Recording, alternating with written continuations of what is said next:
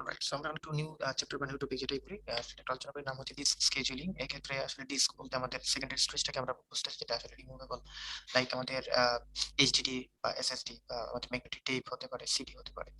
So এই ডিস্কগুলোকে আসলে আমাদের সিস্টেম বা আমাদের সিপিইউ সেটাকে একটা ওয়ান ডাইমেনশনাল এরে হিসেবে চিন্তা করতেছে, যেখানে সেট অফ লজিক্যাল ব্লকস আছে, এবং সেগুলো আসলে স্মলেস্ট ইউনিটে ডিভাইড করা, যেগুলো সাথে ডাটাগুলোকে সে রিড করে থাকে বা সেগুলো রাইট করে থাকে। এবং এই যে ডাটাকে আমরা রিড বা রাইট বলতেছি, রিড রাইট করার জন্য আমাদের একটা হেড স্টার্ট থাকে, যে আসলে কোথা থেকে আমাদের যখন কোনো একটা ইনস্ট্রাকশন দিচ্ছে, সেই ইনস্ট্রাকশন আসলে ওই হেড রিড রাইট, যেটা এটা একটা মেকানিক্যাল আর্ম আর কি, যেহেতু আমরা ডিস্কের কথা চিন্তা করতেছি, ম্যাগনেটিক টেপ।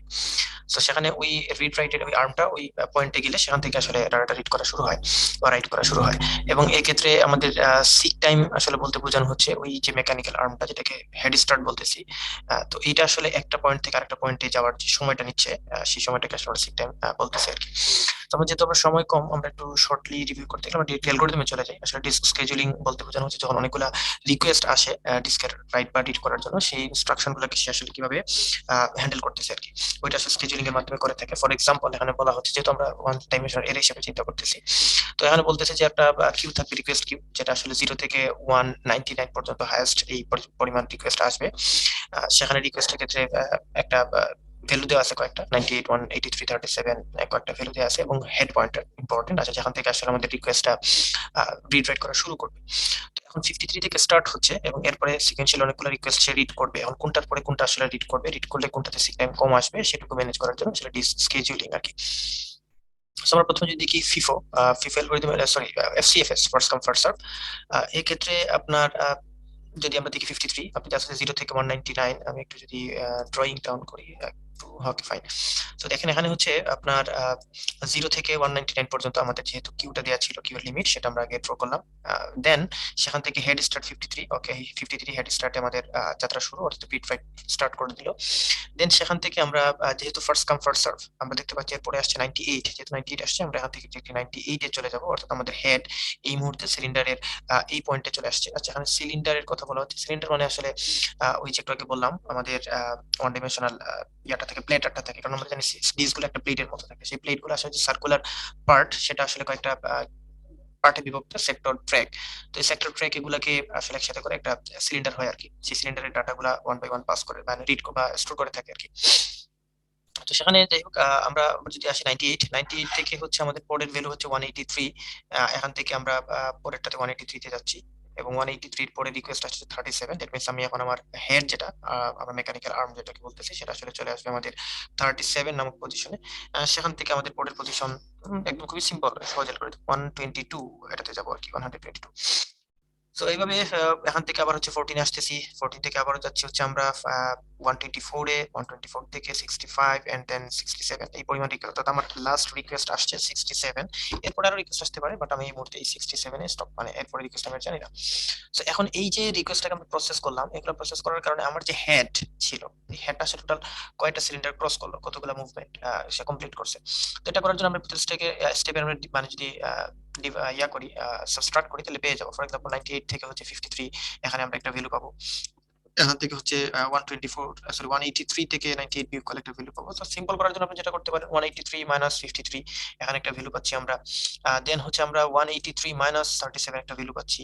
দেন হচ্ছে 98 মাইনাস 37 একটা ভ্যালু পাবো। দেন হচ্ছে সরি 122 মাইনাস হচ্ছে 37 একটা ভ্যালু পাবো। এরপর এখান থেকে আবার হচ্ছে 14 মাইনাস করলে একটা ভ্যালু, এখান থেকে আরেকটা ভ্যালু, এভাবে আমরা যে সবগুলো ভ্যালু এখান থেকে যে সাবস্ট্রাক্ট করে পাচ্ছি ডিফারেন্সটা, সেই ডিফারেন্সটাকে যোগ করলে আমরা দেখতে পাবো যে টোটাল 640 সিলিন্ডার্স ক্রস করতেছে আমাদের হেড। অর্থাৎ 53 থেকে স্টার্ট করছিলাম, সবগুলোকে রিড করার পরে আমরা যখন শেষ করছি, তখন আমার 640 মুভমেন্টটা হয়েছে আর কি হেডের।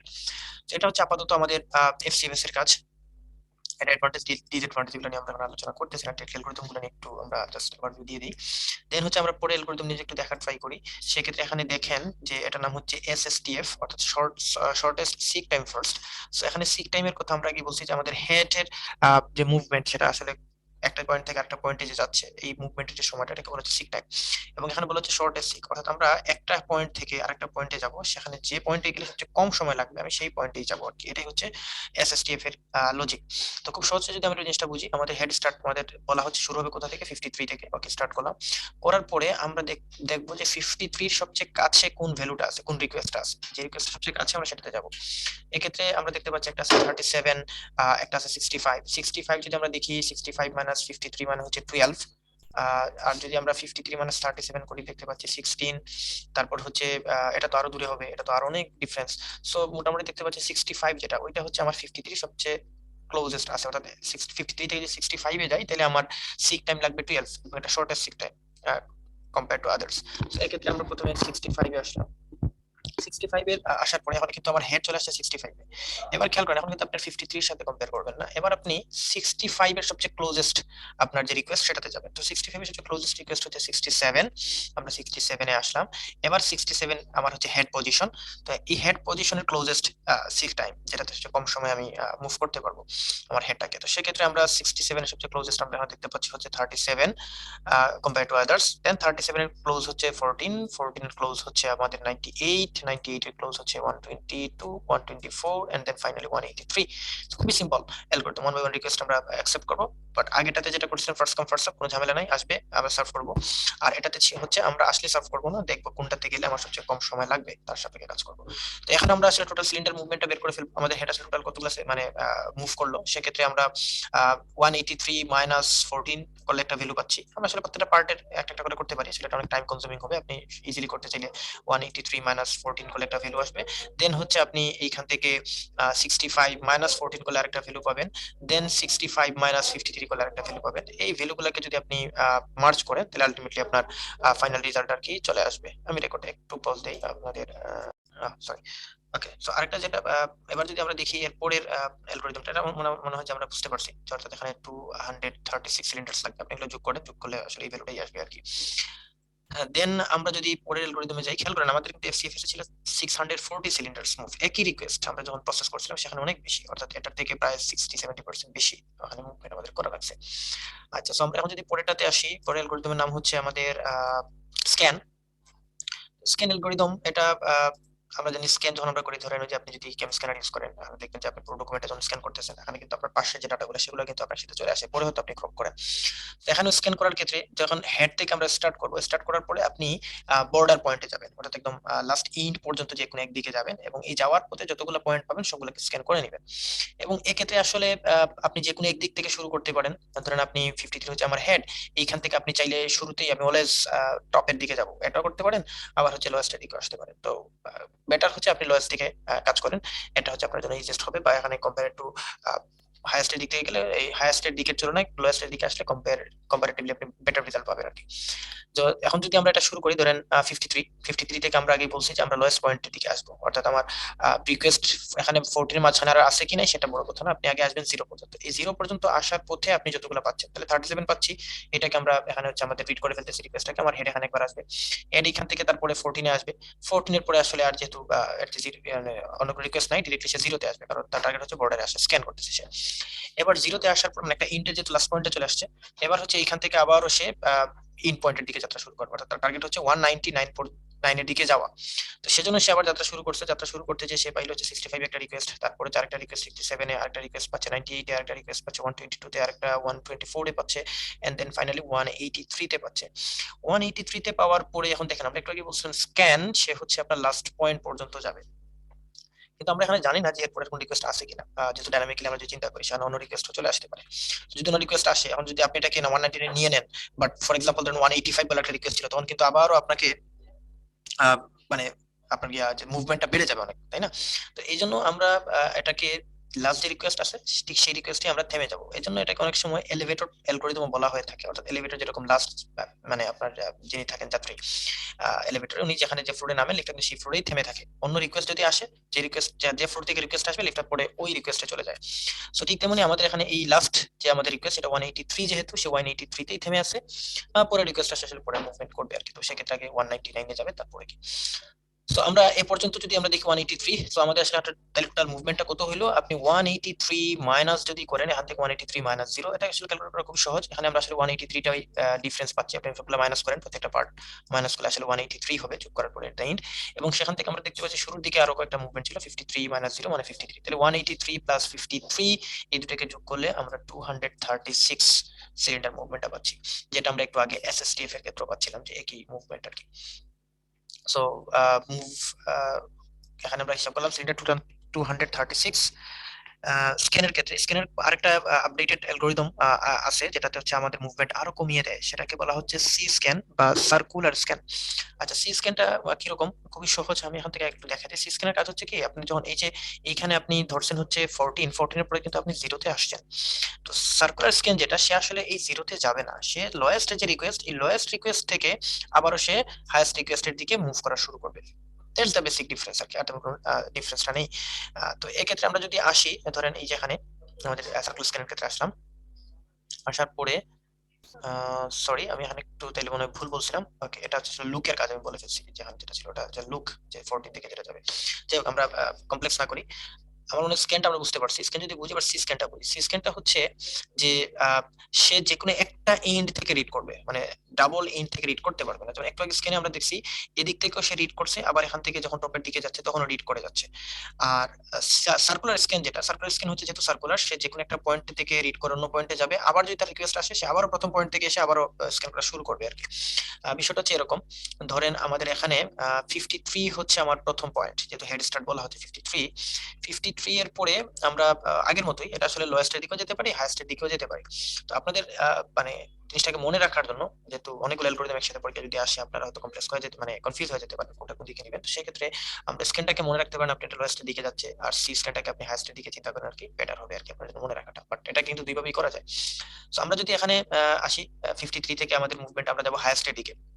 সো হাইয়েস্টের দিকে 53 এর পরে আমরা পাচ্ছি 65, 67 এরকম করে করে রিকোয়েস্ট আমরা রিড করে করে দেখেন 183 পরে কিন্তু আমাদের আর কোনো রিকোয়েস্ট ছিল না। বাট আমরা যেহেতু স্ক্যান করতেছি, সি স্ক্যান সার্কুলার স্ক্যান, এটা স্ক্যান, সে আসলে আমার ইন পয়েন্টে যাবে, ইন পয়েন্টে গেল। যাওয়ার পরে এবার দেখেন মানে ডিফারেন্সটা স্ক্যানের সাথে সার্কুলার স্ক্যানের। স্ক্যান হলে আমরা কি করতাম, এখন থেকে এদিকে যখন যাচ্ছি, যাওয়ার পথে পথে আমরা স্ক্যান করে দিতাম। যাওয়ার পথে কিরকম, ধরেন এখান থেকে আমরা টান দিতাম, দেওয়ার পরে হচ্ছে যে 37 কে এখানে রিড করতাম, তারপর 14 কে এখানে রিড করে 14 এ থেমে যেতাম। এটা হতো শুধু স্ক্যান। বাট সি স্ক্যান যেহেতু সার্কুলার, সার্কুলার বলতেছে আমরা যে কোনো একটা এন্ড থেকে চুজ করবো। তাহলে সেক্ষেত্রে সে এই রিভার্স অর্ডারে সে কোনো কিছু চুজ করবে না, মানে কোনো রিড করবে না। সে এক মানে ডিরেক্টলি একদম ফার্স্ট পয়েন্টে, মানে যেদিক থেকে সে স্টার্ট করা শুরু করছিল সার্কেলের, সে মূল পয়েন্টে আবার চলে আসবে শুরুতে। তাহলে সার্কেলের শুরুতে আসলো জিরোতে, জিরো থেকে সে আবার হচ্ছে তার রিকোয়েস্ট গুলোকে রিড করা শুরু করলো। মাঝখানে এই যে একটা মুভমেন্ট, অনেক বড় একটা জাম্প, মানে একদম ইনটু স্টার্ট, সে আবার একটা জাম্প দেয় আর কি। এই জন্য এটাকে সার্কুলার স্ক্যান বলা হচ্ছে। এবং এক্ষেত্রে আমাদের অবশ্যই বেড়ে যাচ্ছে, সিলিন্ডার সংখ্যা স্বাভাবিক অর্থে বেড়ে যাচ্ছে। অর্থাৎ আমরা যদি এখান থেকে 199 মাইনাস 53 করি, তাহলে এখানে আমরা একটা ভ্যালু পাবো, মানে 54 পাবো। তাহলে আমরা এখানে 54 পেলাম। তারপর হচ্ছে 199 থেকে মাইনাস 0 মানে 199, তাহলে 199 প্লাস 54 মানে 153 পাচ্ছি। ওয়ান সরি 253 পাচ্ছি। 253 এর সাথে আমাদের হচ্ছে 37 মাইনাস, এটা যেহেতু আমরা একটা যোগ যদি করি, তাইলে আমাদের আমরা কি ভুল করলাম ক্যালকুলেশন? আচ্ছা, এখানে তো আমরা পাচ্ছি 183 মাইনাস 53, সরি 199 মাইনাস 53 মানে আমরা পাচ্ছি 152 মোস্ট প্রবাবলি। আচ্ছা, একটু ক্যালকুলেটর আপনি প্রেস করে দেখে নিন, আমরা এখন যেহেতু সময় আমরা সেভ করতে চাচ্ছি। আপনি 199 মাইনাস 53 করবেন, তার মানে 100 সামথিং থাকবে আর কি। আমি আর শুধু 54 ধরছিলাম, এটা ভুল ছিল ক্যালকুলেশন। 100 সামথিং থাকবে। আর এখানে পাবো আমরা 199, আর এখানে পাবো হচ্ছে 37 মাইনাস 0 মানে 37। তাহলে এই তিনটা ভ্যালু যদি যোগ করেন, তাহলে আপনার 382 আসবে। অর্থাৎ আমাদের সিলিন্ডার মুভমেন্ট অনেক বেড়ে যাচ্ছে, স্বাভাবিক অর্থে এখানে এটার কারণে বাড়বে।